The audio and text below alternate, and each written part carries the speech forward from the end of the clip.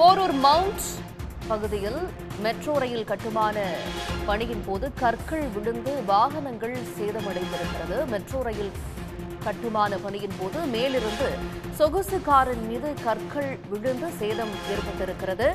நூலிலையில் வாகன ஓட்டிகள் உயிர் தப்பியிருக்கிறார்கள். விவரங்களோடு நமது செய்தியாளர் பரத் இணைந்திருக்கிறார். பரத், எப்படி இந்த விபத்து நடந்தது? அங்க வாகன ஓட்டிகளுக்கு ஏதேனும் பிரச்சனையா? எப்படி சூழல் இருக்கு அங்க? ஆ, போரூர் பூந்தமல்லி அடிய மெட்ரோ ரயில் பணியானது முடியும் தருவாயில் இருக்கிறது.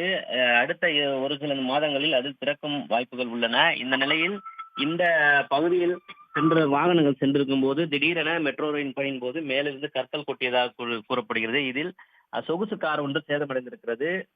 போரூரை சேர்ந்த துரை சேர்மன் என்பவர் போரூரில் இருந்து ஐயப்பன் நாங்கள் சென்றிருக்கிறார் அவரது சொகுசு காரில். அப்போது வாகனமானது இந்த ராமச்சந்திரா மருத்துவமனையை கடக்கும் போது மேலிருந்து மெட்ரோ ரயில் பணியின் போது மேலிருந்து கற்கள் கொட்டியதாக கூறப்படுகிறது. இதனால் அவரது கார் முற்றிலுமாக சேதமடைந்திருக்கிறது. மேலே இருக்கக்கூடிய முன்பக்க கண்ணாடியும் அதன் ரூப் கண்ணாடிகளும் உடைந்திருக்கின்றன. உடனடியாக அவரை காரை நிறுத்தியிருக்கிறார். யாரும் அதனை கண்டுகொள்ளாததால் குறிப்பாக மெட்ரோ ரயில் அந்த கட்டுமான பணியினர் கண்டுகொள்ளாததால் சாலையிலேயே காரை வழிமறித்து நிறுத்திருக்கிறார். இதனால் போக்குவரத்து நெரிசல் ஏற்பட்டிருக்கிறது.